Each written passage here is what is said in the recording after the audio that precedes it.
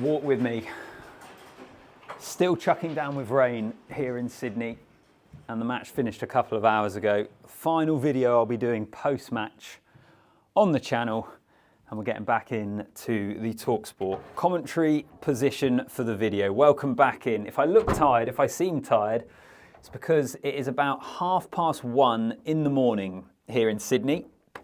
The lightning delay didn't help. It's quite funny actually. One of the first things I thought when that happened, completely selfishly, was, well, my evening's going to be a hell of a lot later. But welcome back to the channel. The Lions have won the series. We already knew that, but it was not to be a famous 3-0. The Wallabies get the final win in the series. Give me your thoughts on the game and give me your thoughts on this series as a whole. Bit of a weird ending to it in many ways. But yeah, give me all your thoughts in the comments section. Brain's a bit fuzzled, but let's get on with it. Oh, and like the video and subscribe to the channel as well whilst you're at it. I'd really, really appreciate that. So, it's done and dusted. Just like that, the 2025 Lions tour is over, which feels really weird, having been part of this amazing journey over the last 7 weeks and jumping from cities to cities and press conferences to press conferences and team announcements and post-match videos like this, the walks and talks, everything. We're at the end of it, and it all feels a little bit strange, I'll be honest with you. So I'll do my best to try and sum things up here. And I suppose, firstly, tonight, Australia were so much better than the Lions. I thought they played the conditions a hell of a lot better. I thought they executed better. They played in the right areas of the field. The Lions were overplaying, and they really deserved the victory. And you could tell how much it meant to them. They have been written off this series. They have been criticised, sometimes fairly, maybe sometimes unfairly. The viability of Australia as a destination for a Lions tour has been spoken about, and I think they've answered a lot of those critics. I still think it highlights some of the questions around the Wallabies, and I will get onto that, but I thought tonight they were excellent. I mean, the needle and aggression epitomised by Will Skelton, who seemed like he was trying to just get into every single Lions player. They were in the Lions' faces, they were direct, they put them under pressure, they controlled the game, they controlled the ball. And so I was down pitch side, like right down the bottom there, torrential conditions. My feet are still absolutely soaked.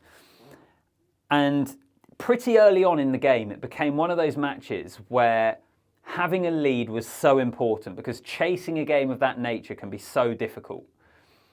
And there was a point where the Wallabies were leading 8-0, but it didn't really feel like 8-0. It's one of those games where an 8-0 felt like a hell of a lot more, because to score multiple times to get into the lead was always going to be a huge challenge. So I just thought Australia did really well. I loved the aggression. Their set piece was excellent. They caused havoc for the Lions in that area. Jorgensen got on the score sheet again, which was the try that I think was the real dagger, really, from a Lions point of view. And I thought Australia were great. I thought they were great. I'll tell you what, I'll come on to the Lions. I'll maybe finish off on the Wallabies, because I do feel, as brilliant as Australia were, it's impossible for me to not reflect on this series and think, oh, what could have been? And I get it's really easy to be captain hindsight and a Monday morning quarterback and all that sort of thing. But I still look back at the Wallabies' performance in that first test, and to me, felt like they weren't prepared. I think they got their preparation all wrong. Because it's amazing what this result has done. Coming into this game, all the talk was, could the Lions win 3-0? I'm not sure the Wallabies are going to have enough. And by the way, my prediction for the game was absolutely pants once again. I thought the Lions would win 3-0. But that was the narrative. This game changes almost the whole feel of this series in a sense. Because you look at this, the Wallabies won here. They could have, should have, maybe were unlucky to not win at the MCG in terms of the decision at the end. They had the lead, they let it slip, all that sort of stuff. How different could this series have been if they had been better prepared and turned up at Suncorp? Which I know they would dispute. They have said since that they actually thought their performance in Brisbane was a lot better than many people gave them credit for, but I just still feel that they messed up their preparation. They weren't prepared for that first test, and what a missed opportunity this could have been for a famous series win against all the odds. But give them huge credit tonight, thought they were excellent, and massively deserved the victory. From the Lions' point of view, what does defeat here do for the Lions of 2025's legacy? They haven't won 3-0, and doesn't it go to show, by the way, how difficult that is to do, to win a test series 3-0? Because the Lions have faced better opposition, they still weren't able to do it against Australia here. It's a really, really tricky thing to do. And Yeah, I don't know. I think maybe 2-1 is perhaps a reflection of where this Lions team are. I know they wanted to build themselves as the greatest Lions team ever and win 3-0. And by the way, I love that they were so public and spoke about that desire and not prediction, but that desire so much. I'm not criticising them for saying that.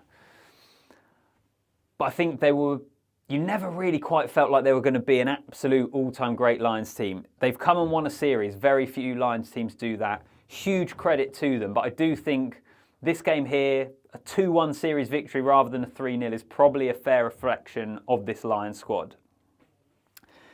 In terms of the performance itself and maybe some individual players, I know on the channel I've been saying a couple of times why I felt like Bundy Aki was...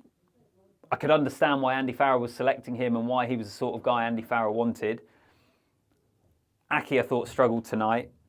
The pack generally, having been so unbelievably brilliant in the first test, I think struggled way more tonight. The set piece, obviously the injuries didn't help. Tommy Freeman, James Ryan, losing Mara Itoje. Thank goodness for the 6-2 bench split because they absolutely needed all of those replacements on there. But whether it was a game too far, I'm not sure it necessarily was, or whatever it was, the Lions just they didn't quite produce it tonight, did they? And I think a lot of that was to do with the Wallabies. So, series over. What an absolute pleasure. Let me come back here so you get a better view of the pitch. What an absolute pleasure it has been over the last 7 weeks to cover this tour. Unbelievable. I'll leave it there because I'm probably about to get kicked out of the stadium, or whether I can even get out, I don't know. It's almost 2 in the morning. So I'll leave it there. Give me your thoughts down below. I'll try and do one more video before I depart Australia. But it wasn't to be for the Lions 3-0. The Wallabies get the victory. So it's the final thing, actually. How much from this series can you take encouragement from the Wallabies? That when they get it right, when they get their best players on the pitch, they are capable of really challenging with the big boys and the best teams. And can they do it consistently ahead of a home World Cup? Let me know. I feel like those thoughts have all been fairly scrambled, to be honest, but cut me some slack on this occasion. Appreciate all of you that are watching. Comment down below, like the video, subscribe to the channel.